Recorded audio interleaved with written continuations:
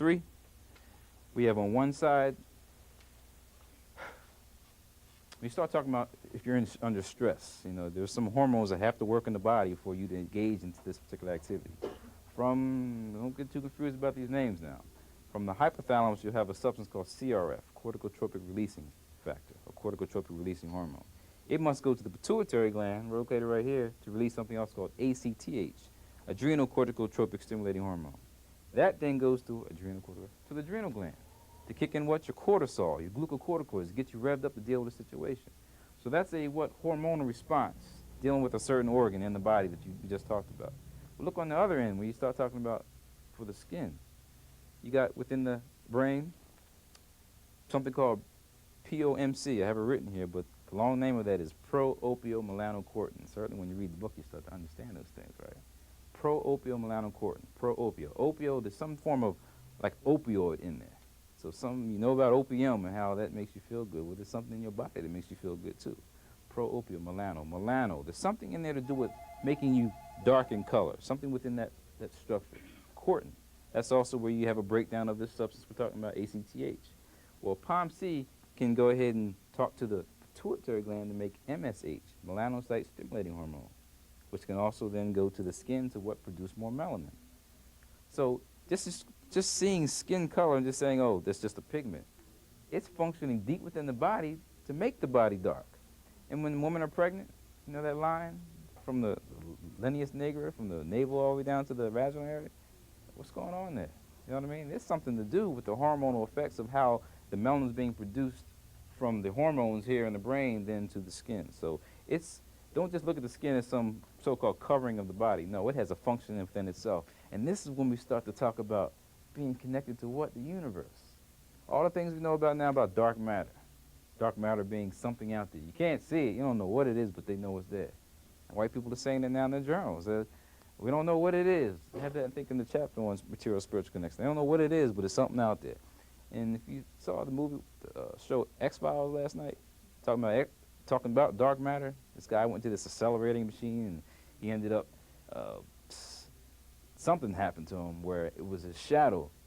If people touched his shadow, then they would be taken into this energy system, which relates to the dark matter. So the point I'm trying to make here with us is that the connection between us and the universe is there. Europeans are all about controlling and dominating it. It's almost like they've been detached from it. Because it has something to do with the body, which is nothing but really a microcosm of the macrocosm. When we say that, your body ain't nothing but a replica of what's already out there. In terms of the shape of the trees, they look just like the way that the nerve cells look like. In terms of receiving that energy and transmitting it back into Mother Earth or to the body. So in terms of all the symbolisms, they're there. I don't need to give them all right now. But look at the key in terms of people who are highly melanated and are in tune to the environment. And we can also break this down to the Native Americans or native peoples of this land right here. They are in tune to what? The environment. But white people ain't into that. They ain't about controlling and dominating it. So we need to understand that there's some principles there that relate to the melanin. But within those statements I just made is where some of the controversy comes into play. That's why the first chapter is on a critical analysis of the literature that's already out there, but from an African-American perspective. And most of you, I'm certain, have read Dr. Welsing's work, the ISIS papers, correct? But when you read that, it's not really much on melanin. Her theory within the color confrontation, the Crest theory of color confrontation, the two main points are that white people lack melanin, therefore they feel that they're genetically inferior. And the other point is they feel that they're numerically inadequate. So since they're numerically inadequate and they lack melanin, that's why they act the way they do. Okay. All right. So that's, simplistically speaking, that's a good way of analyzing it. But when you really break it down, a whole lot of black people act the same way. So we've got to be very careful about making those statements. So I think we need to watch out for focusing on some chemical that's causing somebody to act in a certain way. So I didn't want to write the book to be used as an antagonistic scholar against Dr. Welsing, because that's how the media would use it, you know. So I supported her, and I give her a lot of credit for even bringing these issues to light. A lot of people don't even talk about it. She's the only one that said, let's have a conference in New York about why black men are scared of white men. Nobody else talking about those things. So I got a lot of respect for her, but the way that the issues are coming out and then the audience taking it and running with it, confusing. So we can't fall into the trap that there's one chemical that's causing a people to have a certain, behavior. However, we do want to focus on the scientific principles of melanin and some of the concepts related to it that does state that there's a difference. And you know all the stories in the past, oh yeah, you Negroes, there's something wrong with you. The Negroes, put them away. Now they want us all to be equal. We're all in this together. We're all friends. We're the same. There's no differences. There is differences. That's the point. We need to focus on, capitalize on, rather than downing them and talking bad about them. No, let's uplift them. The Asian person looks the way they do for a certain reason. Respect that. European looks the way they do for a certain reason. Respect that. The African looks the way they do. Respect that. But the system now wants to act like everybody's the same. It's not the case.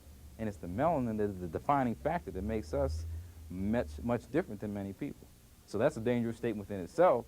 But I think the only controversial statements I have are around pages 70 to about 82. Where I start dealing with the inner ear mechanisms. And I start talking about the Michael Jordans and the MC Hammers and the Michael Jacksons. I know Europeans move like they do or do what they do. And it ain't just from practice. There's some natural abilities that are being basically maximized. And we all have that potential. And the point is not to fall into the trap that it's some chemical creating it. But my whole point about the melanin is people who have a greater capacity to produce melanin in terms of the genetic thing, then the greater is the maximal ability for that melanin to function at a higher level. So if you, again, come from a African background, or you have genes that are, again, focused on highly melanated genes, then you are more focused on having melanin function at a higher level versus a European where it's weeded out. But we got to be careful about that because we know about all the things with slavery. I mean, half of us got white genes in us anyway. That's why we have such a vast array of colors within our community. So not to fall into the trap that it's just one pigment and this color that's supposed to be defining you as a people. That's the problem that I'm saying is the myth that's out there. But we got to understand that from a genetic standpoint, because there are many light-skinned people that are more revolutionary than the dark-skinned people. So it ain't got nothing to do with the so-called color of a person's skin. Genetically speaking, however, the greater it is, like I said, for your potential to produce melanin, then the greater it is for that melanin to function at a higher level. Those are the key concepts that I try to focus on within the document without falling into the trap saying that all black people are going to act a certain way, all white people are going to act in a certain way. And the person that I spoke about to present some of the informational literature on, from an African-American perspective, was Sheikh Anta Diop. Diop was the only brother that was taking this stuff to the lab. He was investigating the melanin on what them mummies. And you know what they did? They started to hide the mummies. They got them today hidden in the back where they're not letting people know, what the color of certain mummies were and during certain dynasties. But to put those ones out there that they want to be, bus go by so you can really hear this. Dark-skinned white people. Those are the ones that they want you to see. It's a fallacy, though, because we know about, again, the dynasties that were building things were African dynasties, period, no question. But the images that you start to put there for the people to see starts to mix people up. And Diop, took him 10 years to get his PhD. I got ultimate respect for the brother who was putting out information that was questioning everything that his so-called superiors knew. He was struggling. He had to write 2 PhDs to get to finish up because he was questioning, look, these people were black, period. This was an African civilization, and that's not what they was teaching back. They ain't teaching today either, right? So he was trying to take this to the lab. He developed, I think, the radiocarbon lab in Dakar, Senegal, and was actually studying the melanin content of the mummies. So he was really focused on the scientific principles, but he wasn't into kind of making any conjectures about human behavior. And even make a statement from his book, The African Origins of Civilization, Myth or Reality, where he talks about us not falling into Nazism. I have a quote in there in the first. So those are some of the opening comments on the melanin. I'm certain you have some other issues, either dealing with melatonin, the pineal gland, any other issues. I'll focus on them, but let me try to get a feel for some of your views on this concept. Any questions? I have that point you just made highlighted about white people developing their behaviors based on where they came from, in the cold regions with harsh environments and all that. I mean, what else do you base that on besides just conjecture? Well, it wouldn't necessarily be conjecture because you can see it in reality today. in terms of, again, Shaking the Diop spoke about the two cradle theory. I don't know if you're familiar with that. Two cradle theory. One was from the northern cradle, the other was from the southern cradle. The southern cradle is speaking of the African background. The northern cradle is speaking of the so-called Euro-Asian, or the so-called Hyksos invasions, the mixed people, not the native African people. Well, in that environment where you're coming from north, you start talking about being xenophobic, scared of strangers. You know the whole story today. We ain't even got to go back in history 10,000 years ago. We can go today, where you got a black family moves into a white, no, let's reverse this. White family moves into a black neighborhood. Oh, you see that? They move down the street. We complaining, talking. Black family moves to a white community. They throwing rocks at your house, busting out your windows, burning your grass, doing crazy stuff. So we don't have to go way back then, but we can see some of the behaviors today in terms of, again, coming from the cultural experience. So when we speak of, again, as an African people being more communal, more so-called spiritual, more into individual, not individuals, but into people, it sets up a different environment. It sets up a different way of looking at the world, not to control and dominate everything, because the whole experience, again, coming, if you want to focus on the 10,000 years ago coming up to today, in an environment where there ain't much, you're going to do what? Whatever you got to do to survive. If there ain't no meat, no food around, no water, you're going to what? You got to constantly think about what am I going to do in this resource-limited environment versus Africa where it ain't like that. So we can look at these behaviors that basically can be carried over to this very day, but I wouldn't necessarily focus on a biological component. Well, I think even now when you see African and African American people in a place of scarcity, even in this culture, if you want to bring it up to this date, I mean, like whereas Europeans, they sort of sought to go and conquer other people, whereas, I mean, African American people can be poor as heck, but, usually they turn that aggression on themselves. So, I mean, I would think that if the scarcity, if that theory held true, that, they would be going out and trying to, really go into all neighborhoods and conquer and dominate and things, and I don't see that being. Okay, so just to be the devil's advocate, though, I'm saying for you to be the devil's advocate on just focusing on the environmental approach, right? So the thing is not to just focus on that either. Not to just focus on a biological or cultural, but no, it's a biopsychological, social factor here that we got to put into play. We got to understand how all these particular scenarios come into play. And the thing about, again, this black community that now maybe fighting with one another and not know how to really direct that aggression somewhere else, so we got to look at, again, the things that are going on personally. If you have let's say, white man running the White House, you got 10 kids and basically ain't got enough food, he may kill 8 and feed the other 2. You got a black woman that's been basically taking care of kids, got 10, she will cut it up portions so everybody will have some.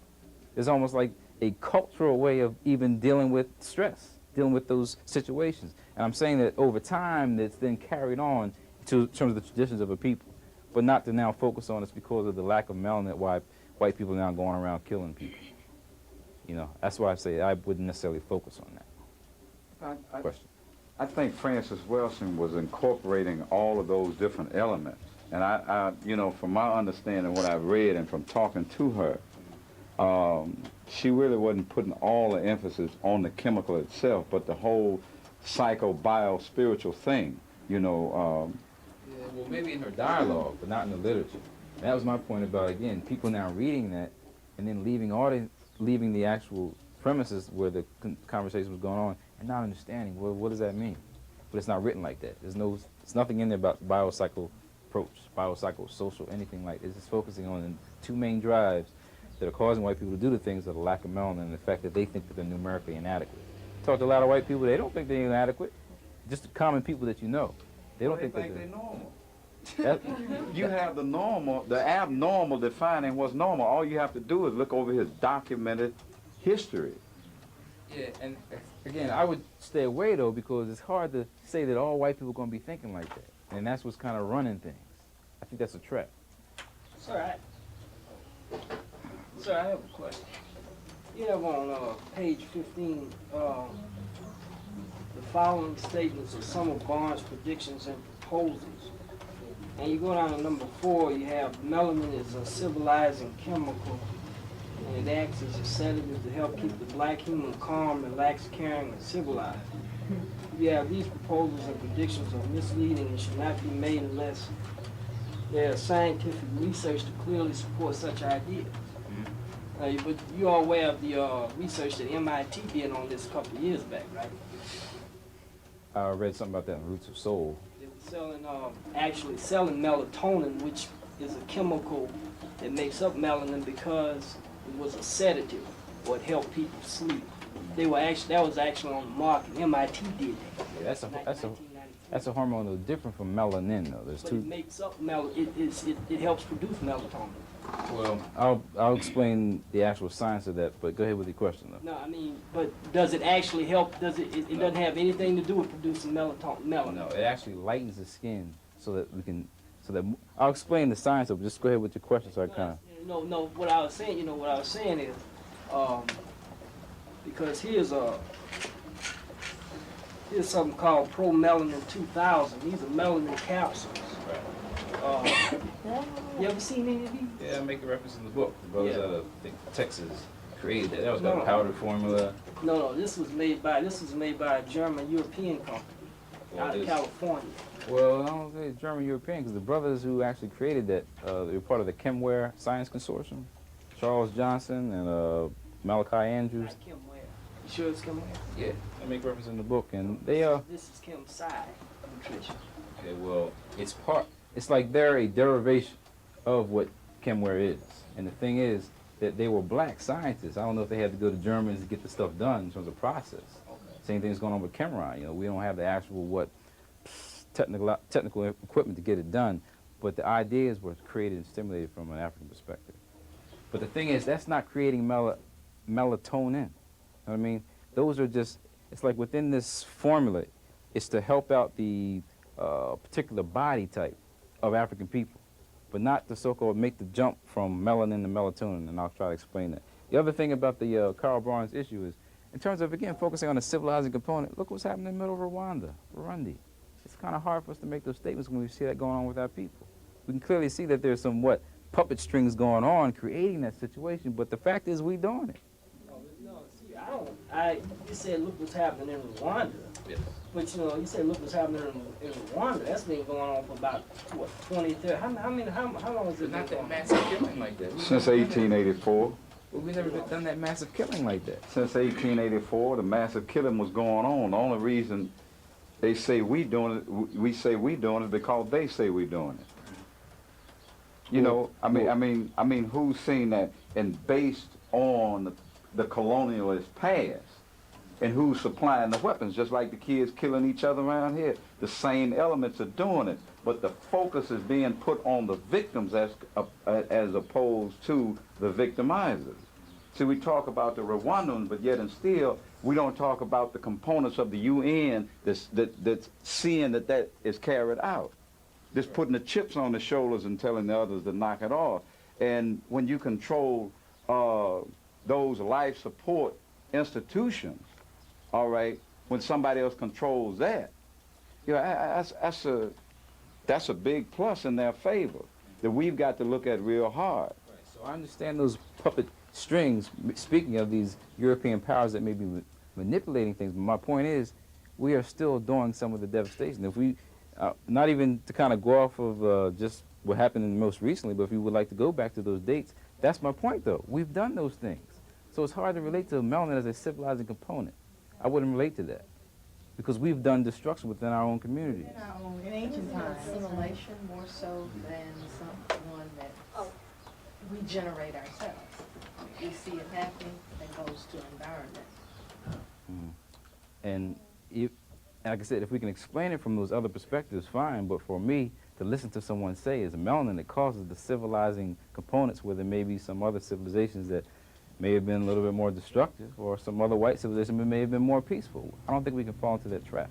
That's my point. But my thing is, it was like you were saying that he was saying that it was all good. He's not saying that in this book. He's saying that, you have a chemical component that can be made toxic, that can make you bad. He's not saying that melanin makes you automatically all good.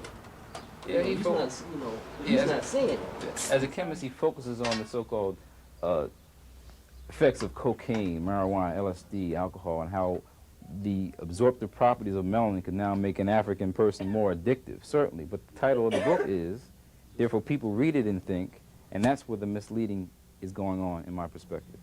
It says melanin. What's the title of the book? Key to black rape. Yeah, so it makes the people think that, yeah, it's this melanin thing that's causing all of us to be the way we are and much different than others. That's misleading. But didn't you just say that how you have a higher level of melanin, how it can take you to a what? What was it you were saying earlier? Higher level of consciousness Now, also. maybe you don't think Mr. Barnes might be talking about Well, that? And civilization is a result of a higher level of consciousness? All right. In terms of actually dialoguing with the brother and actually communicating tete-a-tete, certainly those issues will come out, but not the way it's written and documented. Because the way that the science is broken down, it's coming from a chemical standpoint, and that's where the strength is. But when you start to make the leap to speak about now the behavioral component, I think that's where the deficiencies are within that document. But the conversation and the dialogue may be much clearer. But you do realize that he was taking most of these sources he used. He was doing research on European sources. And matter of fact, one of the sources in this book is from the Morehouse School of Medicine. Well, not exactly from it, but the Journal of Pharmaceutical Sciences that I got from the Morehouse School of Medicine from a Dr. Julian Mentor who was doing research in dermatology on that. And that's used in this book. Okay. And then the focus on dermatology and skin, that's much different than now focusing on brain and behavior. That's my whole point there. It's confusing. It's confusing if, yeah, you can go in the lab and study the dermatological component, the skin, but you can't make the leap now from the skin to now what's going on in your brain and behavior. That's my whole point there. And if people do not have a good background in terms of how the brain actually produces behavior, I think that you'll be making some misleading statements as that one that was made. That's my only point there. And you're probably going to confine it to the professional community. Because I'm sure what they written was not intended to be a technical treatise on melanin. Because the average grassroots person wouldn't begin to grasp it. So I'm hoping that what I put out there will make it much easier to understand. Make it much easier to grasp rather than the strong chemical components that were mentioned within the Barnes book, or the non-scientific components that were stated in the ISIS papers, or the just heavily emphasis on the African culture and, let's see, some of the symbolism from African cultures in the Dr. King book. So now I'll hopefully present some more information from a scientific perspective dealing with, again, how the brain also may be producing behavior. I think that you can, in my opinion, stand a little bit more firmer in making some of the statements that I criticized within in the text. And the thing about the melatonin, are you familiar where melatonin is actually released from? All right, it's released from the pineal gland.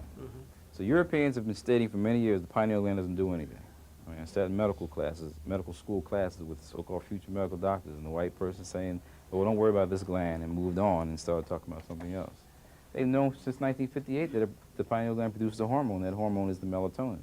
What melatonin is doing, it's being released at nighttime. All it's doing is lightening the so-called cells so that more ultraviolet light can get in, so that at least you can now function properly. So when you have serotonin function in the daytime, melatonin function in the nighttime, the melanin is actually retracting the granules. If I had a slide or something like a draw on, retracting the granules so more sunlight can get in. Why? Because the sun, Almighty Ra, is important for all life. If you don't get the so-called ultraviolet radiation that's coming from outside, your body doesn't function well. So the body already has what the internal mechanisms to deal with that. So you can speak of the melatonin as the moonlight, the serotonin as the sunlight. So what is actually happening is lightening the skin, not so much creating darker skinned people. And the whole thing about the melatonin issue, totally different from melanin now, is what's going on with people who have seasonal affective disorder. It's actually called winter depression. Everybody gets kind of sad now in winter time, especially in fall time. September rolls on in and people are really depressed. Some people really go to the extreme of depression. You know why that's happening? There's an imbalance with that pineal gland and the melatonin function. You know what the reason why it's occurring, because again, the days are shorter during that time period. Again, our bodies are hooked up to the universe. The shortening of the days throws off the internal mechanisms of the body. Those people that may have an imbalance with this so-called hormone itself, the melatonin, may cause the individual to then basically be off balance, down, sad. So whatever information you were speaking about in terms of the melatonin and the information there, it made reference to, again, making certain you're stabilizing a person's mood. So yes, it's a hormone, but it's not really directly related to the melanin itself. It has its own properties within inside to kind of focus on the, that's all hormones are doing. You take a teaspoon of sugar, throw it in a swimming pool. That's how hormones actually function in the body. So the most minute amount can have a drastic effect on the body. So an imbalance somewhere can kind of throw people off. And what you see with winter depression or seasonal affective disorder is an example of, again, the power behind, again, one little substance called melatonin to function on mood. So it's really, in my opinion, really different than focusing on the concept of melanin, which is the actual pigment. Questions? It just seems like melanin is not being given its proper. I mean, it sounds like it's being diminished when, in an apologetic type of way. And I mean, it's, when I read your book, I sort of hear that. And my thing is, I think it's okay to say we have something that gives us a greater, visual acuity or whatever. And I mean, people who don't. I mean, I try to stay away from black and white issues too.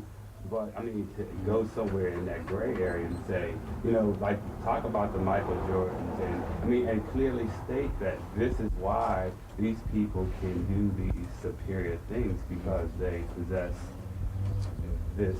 Well, that's the first I heard the word apologetic used there.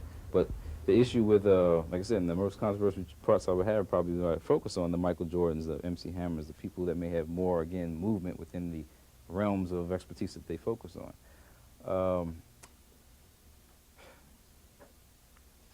The issue for me was when this was coming out, it was a year late, and what came out before that was the bell curve, focusing on what genetics, and see, African people, they ain't smart. You see, it's proven now statistically with the numbers and all.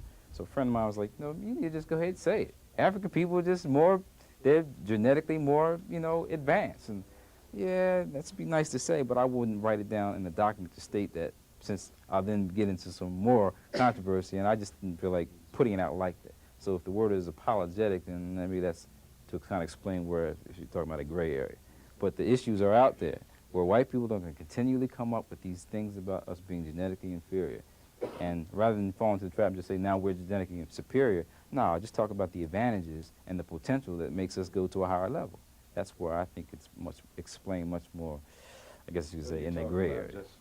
It's a semantical game there. You've said the same thing. Well, the politics of it, I guess, is calling it semantics and making it apologetic. No, I'm talking about the way you were saying it. What you were saying that what you're doing is utilizing semantics. You wouldn't call it this, you'd call it that, but it amounts to 6 in one hand, a half a dozen in the other. Okay, and the only criticism I have really of those authors is the way that the information is presented. Not so much that I'm down on them for the information they presented, but the dialogue and the way that's being presented to the people has not, in my opinion, made it clear. If so, then we wouldn't even probably have this dialogue now. I think what I don't know about this gentleman over here, but would make me feel a little bit easier is that, the thing about it, when I first heard you speak, you immediately went in on Carol Barnes, and then you went in on Francis Wilson. That's a lot of other people out here that's done research on melanin, but you know what I'm saying? Written literature, that's yeah. the issue there. Not so much people dialoguing and 9 mock bars away. No, the written literature is what only thing I had to criticize. Mm-hmm. Okay, but because my thing is just like, I didn't get the idea that they were saying that black people were more superior because of melanin. I got the idea that they were saying maybe we were more civilized or maybe something else. I didn't get the idea that somebody was coming off as a black supremacist. Well, let's see, from the readings of, I guess you could say, some of the scholars outside of the African community, the premise is that these books are talking about a so-called superiority coming from African people. If Carol Barnes, Welsing, Andrews, the people of the written literature, King, aren't saying the word superior, it's being interpreted like that by the so-called outside community. Very true, and I state that in my introduction. I'm not worried about convincing these individuals about the situation. My point is to correct the misconceptions within our communities. So that's my job as a scholar, as an intellectual, not to down my people and not to worry about what white people think, for my people. That's why I'm saying that in terms of the issues that are being discussed, yeah, maybe a matter of semantics from different angles, But the point is, if people don't understand the words that you're dealing with, there's going to be a lot of confusion. That's where we got to teach them to go to dictionary right there. Because why aren't the students reading? That's the problem. See, that's the bigger problem. Why aren't the students reading? Why don't they know about that in predominantly black colleges? We're talking about what they don't talk about in colleges, and we got to emphasize predominantly black colleges. And that's going to take us back again to who's supporting them. These Negro institutions, and I mean, I work for one, and you know where I'm getting the least support for all my intellectual endeavors? My institution. So just in terms of, again, the nature of backwardness that's in our communities, we've got to hit it from all angles. So I know you're on tape, because I don't mean to. But when you think, let me ask you this, as a scholar, when you think it would be important to read your book as well as Dr. Welsing's book, as well as Dr. Barnes' book, read all of them? Yes. When you think it would be important to read all those books, I mean, knowledge is power, right? I mean, you can get something from anything. You know, I mean, when you think, I mean, I would read your book, and then I would pick up Dr. Welsing's book, I'll pick up Dr. Barnes' book, just like you didn't stop you. I noticed you had about 100 references in your book. You think it'd be important, wouldn't you? Well, hopefully that's a rhetorical question, because certainly I wouldn't be, you know, stopping a person from reading. The only book that I said that I would doubt the content of it in terms of the nature of this debate is the one that he wrote called Jazzy Melanin, a novel. We ain't got the facts straight. We're arguing right now about issues. So that's the only one I said, well, certainly if you're into science, you're into science fiction and stories, go ahead and read it. But I'm not going to discourage people from reading, so I don't even think I come across like that in the documents. It's science and science fiction. Okay. That, you know, I mean, nobody talking about science fiction, but I agree. You know, I'm not gonna argue with you. I mean, it's your time. No, I'm saying the book is a novel. Yeah. So all I'm saying is we're kind of still trying to get the facts straight. I understand. And if you're into the science, if you're into telling stories about issues, fine. That may be something that you like to read. My job is to kind of expose people to what they will be, what they're getting ready to read, or what literature is out there. That's my job, to kind of expose it. It's not to deter people from actually seeking information. I think I could benefit from reading something and talking about like the negative effects of the lack of melanin, because you hear a lot of what melanin does, but you never really see anybody talk about what not having it does. And you sort of have to get it from inference, but you really don't. I mean, I haven't in the direct. See, the thing is, I was excited about the book coming out because there's a lot of information in there. And if everybody had read the book, it's like, oh, okay, we'd have these issues of dialogue because they're in there. There's one thing called PKU, phenylketonuria. All right. PKU is an actual genetic disorder. That's what they make NutraSweet with. PKU? PKU, phenylketonuria. Well, most of, phenylalanine, phenylketonuria. Phenylalanine is the precursor molecule to make some of these neurotransmitters. Phenylalanine to tyrosine, to dopamine, to norepinephrine, epinephrine. You need them for your body, your brain to function properly, okay? With PKU, there's a problem where up front, there's too much phenylalanine being produced. There's nothing to break it down. It accumulates too much. It can be knocked out by the diet. We just said it's a genetic disorder, passed on genetically, but it can be knocked out by the diet, by changing things up. So every baby in Georgia has to be tested with a PKU test. It happens basically in European people, white people, not black people. So just in terms of the political nature of that, we got our babies getting pricked. Now I got trapped doing that because I had a baby born in Georgia. You got to prick them for PKU. The PKU, you know what some of the manifestations of this disorder are? If you grow up and don't get this corrected at the beginning, you're talking about mental retardation. You start talking about a lightening of the skin. You start talking about some genetic defects where the person really ain't behaviorally inept. So in terms of the disorders that are out there where you can see where there's a lack of melanin, it's there. And the whole thing I mentioned about the Parkinson's disease, where there's a so-called destruction of those cells that are melanated. Well, in any disorder, really, if you start breaking it down in terms of the problems that you see, now you can start to see, well, what you need to do to make it better. So if we can look at the Parkinson's disease and people who have less movement because this part that is kind of weakening, what happens if it's functioning at a higher level?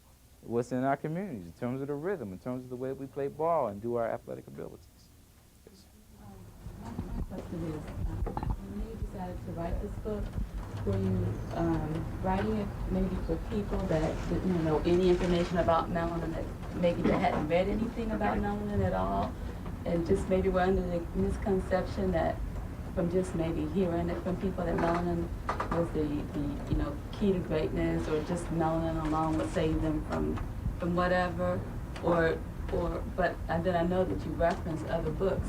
I think normally when people have gotten to the point that they are even aware of melanin, they have done some other type of study, I would think. I know they've done some other study as far as the culture and history is involved. So, I mean, does this have a big effect on maybe some of the students that you run across with maybe not any information, or just can you give me a little background on that? Well, that's the reason why I'm excited about the book coming out, because I don't know where it's going to hit first in terms of who's going to absorb it the best.